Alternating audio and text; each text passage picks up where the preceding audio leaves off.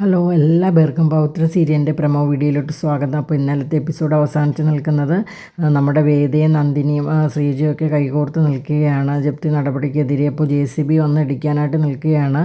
അപ്പോൾ വേദ പറയുകയാണ്, ഞങ്ങൾ ഇടിച്ച് തെറിപ്പിച്ചിട്ട് മാത്രമേ ഈ വീട് ഇടിച്ച് പൊടിക്കാൻ പറ്റത്തുള്ളൂ എന്ന് വേദ പറയുകയാണ്. ആ സമയം വാസവൻ MLAയുടെ കാർ വന്ന് നിൽക്കുകയാണ്. അപ്പോൾ MLA കാറിൽ നിന്ന് ഇറങ്ങുകയാണ്.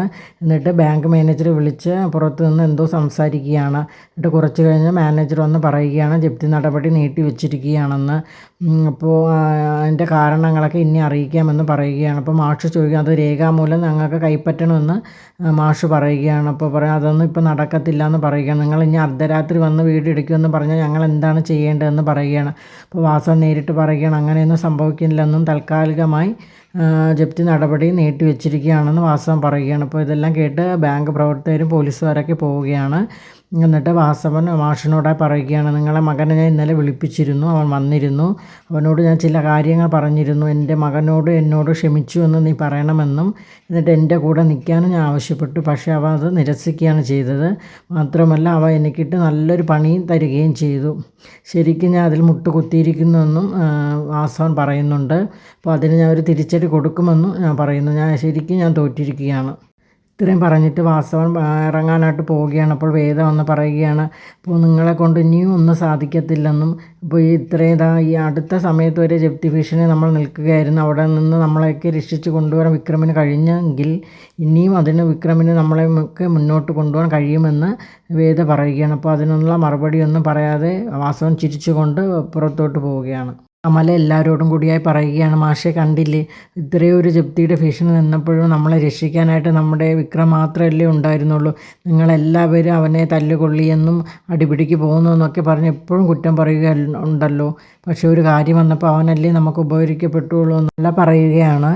അപ്പോൾ ഇതെല്ലാം കേട്ടിട്ട് എല്ലാവർക്കും സന്തോഷമാകുന്നു. വിക്രം എന്തായാലും നമ്മുടെ വീട് രക്ഷിച്ചല്ലോ എന്നൊക്കെ എല്ലാവരും പറയുകയാണ്. അപ്പോൾ മാഷ് പറയുകയാണ്, അവ എന്ത് മാർഗത്തിലൂടെയാണ് വീട് രക്ഷിച്ചതെന്ന് എനിക്കറിയില്ല, വാസവൻ പറഞ്ഞിട്ട് കേട്ടില്ലേ, ഇനി എന്തൊക്കെയാണ് ഇതിൻ്റെ പേരിൽ സംഭവിക്കുക എന്നുള്ളതൊന്നും നമുക്കറിയില്ല എന്ന് പറയുകയാണ്. എന്നിട്ട് എല്ലാവരും സന്തോഷത്തോടെ അകത്തോട്ട് കയറി പോവുകയാണ്. അപ്പോൾ ഈ സമയം വാസവൻ കാറിൽ പൊയ്ക്കൊണ്ടിരിക്കുകയാണ്. അപ്പോൾ ഫോണിലൊരു മെസ്സേജ് വരികയാണ്. നോക്കുമ്പോൾ നിങ്ങളുടെ ഭാര്യയും മകളും സുരക്ഷിതമായി വീട്ടിലുണ്ടെന്നാണ് ആ മെസ്സേജിൽ. അപ്പോൾ ഉടൻ തന്നെ വാസവൻ ഭാര്യയെ വിളിക്കുകയാണ്. നിങ്ങൾ എവിടെയാണെന്ന് ചോദിച്ചാൽ ഞങ്ങൾ വീട്ടിലുണ്ടെന്നൊക്കെ പറയുകയാണ്. എന്നിട്ട് ഫോൺ കട്ട് ചെയ്യുകയാണ്. എന്നിട്ട് ഇന്നലെ നടന്ന കാര്യങ്ങൾ വാസവൻ ഒന്ന് ഓർത്തെടുക്കുകയാണ്. ഹോസ്പിറ്റലിൽ നടന്ന പ്രശ്നത്തിൻ്റെ പേരിൽ വാസവൻ ബർത്ത്ഡേ ഫംഗ്ഷനിടെ ഹോസ്പിറ്റലിലോട്ട് പോവുകയാണ്. എന്നിട്ട് അപ്പോൾ അവിടെ പ്രശ്നങ്ങളൊന്നും ഇല്ലയെന്ന് മനസ്സിലായി വാസവൻ ഒരു ഫോൺ കോൾ വരികയാണ്. അപ്പോൾ വീട്ടിലെന്തോ പ്രശ്നമുണ്ടെന്ന് പറഞ്ഞ് ഫോൺ കട്ട് ചെയ്യുകയാണ് വിളിച്ച ആൾ. അപ്പോൾ ഉടൻ തന്നെ വാസവൻ വീട്ടിലോട്ട് വരികയാണ്. അപ്പോൾ ഇവിടെ മെയിൻ സ്വിച്ചൊക്കെ ആരും ഓഫ് ചെയ്യുകയാണ്. ഉടൻ തന്നെ വാസവൻ മെയിൻ സ്വിച്ചെല്ലാം ഓൺ ചെയ്തിട്ട് വീട്ടിനകത്തോട്ട് കയറുകയാണ്. അപ്പോൾ അവിടെ ഭാര്യയും മകളെ ഒന്നും കാണാനില്ല. വാസവൻ വളരെയധികം പരിഭ്രാന്തിയിലാവുകയാണ്. അവരെവിടെയാണ്, എന്ത് പറ്റിയൊന്നും അറിയുന്നില്ല. അപ്പോൾ ബർത്ത്ഡേ കേക്കിൻ്റെ അടുത്തായിട്ടൊരു ലെറ്റർ കാണും.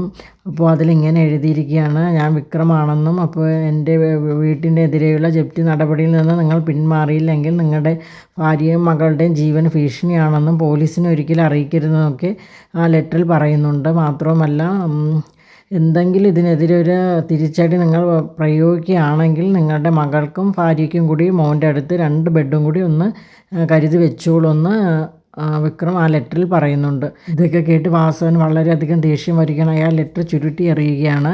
അടുത്ത കാണിക്കാൻ നമ്മുടെ വിക്രം വീട്ടിലോട്ട് വരികയാണ്. അപ്പോൾ വിനായകനാണ് വിക്രമിനെ കാണുന്നത്. അപ്പോൾ വിനായകൻ ഓടി വന്ന് പറയുക, നീ മിടുക്കൻ തന്നെ മോനേന്നും, മുൾമുനയിൽ നിർത്തിയിരുന്ന ഒരു സംഭവം നീ വളരെ നിസ്സാരമായിട്ട് കൈകാര്യം ചെയ്തല്ലോ എന്നൊക്കെ പറഞ്ഞ് അഭിനന്ദനങ്ങളൊക്കെ പറയുകയാണ്.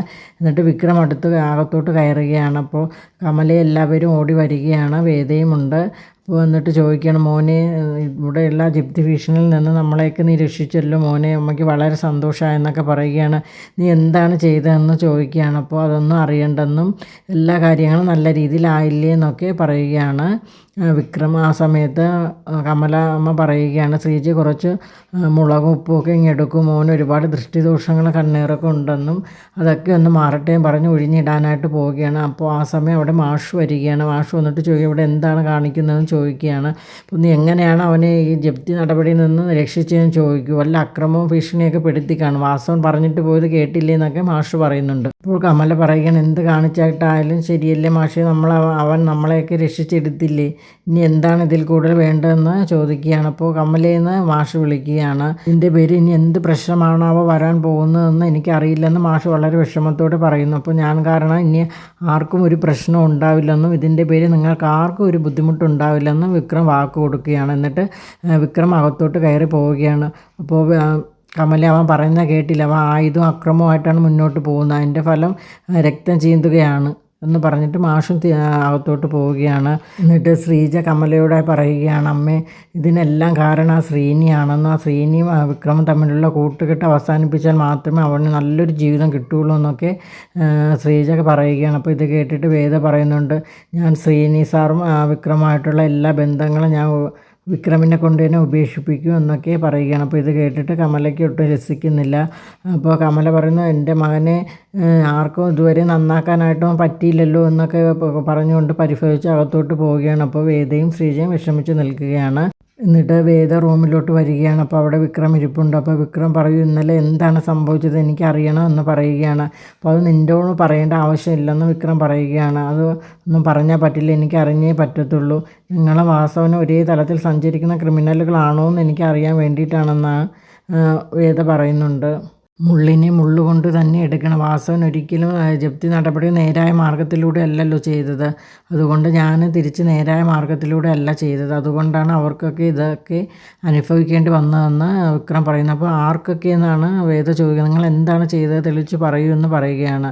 അപ്പോൾ ഇന്നലെ രാത്രി ഞാനും സുഹൃത്തുക്കളും കൂടി വിക്രമിൻ്റെ വീട്ടിൽ കയറിയെന്നും വിക്രമിൻ്റെ മോന് ഒരു ഹോസ്പിറ്റലിൽ ചെറിയ അപകടം വരുത്തിയ ശേഷം വാസവനെ അങ്ങോട്ട് മാറ്റുന്നു.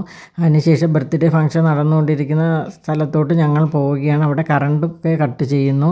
CCTV ക്യാമറ ഞങ്ങൾ ഓഫ് ചെയ്യുന്നു. എന്നിട്ട് അകത്തോട്ട് കയറുകയാണ്. അവിടെ ഇപ്പോൾ ആരുമില്ലായിരുന്നു, കറണ്ടും ഇല്ലായിരുന്നു ആ സമയത്ത്.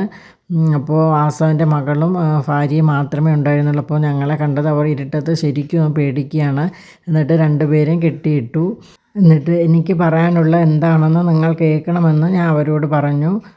അപ്പോൾ ഇത്രയായപ്പോൾ ഇന്നത്തെ എപ്പിസോഡ് കഴിഞ്ഞിരിക്കുകയാണ്. അപ്പോൾ നാളെ മറ്റൊരു എപ്പിസോഡുമായിട്ട് ഞാൻ വരുന്നതാണ്. അപ്പോൾ നിങ്ങൾക്ക് എൻ്റെ വീഡിയോസൊക്കെ ഇഷ്ടമാണെങ്കിൽ എൻ്റെ ചാനലൊന്ന് സബ്സ്ക്രൈബ് ചെയ്യുക. അതോടൊപ്പം തന്നെ ലൈക്ക് ചെയ്യുക, ഷെയർ ചെയ്യുക, നിങ്ങളുടെ വിലയേറിയ അഭിപ്രായങ്ങളൊക്കെ അറിയിക്കുക. Thank you.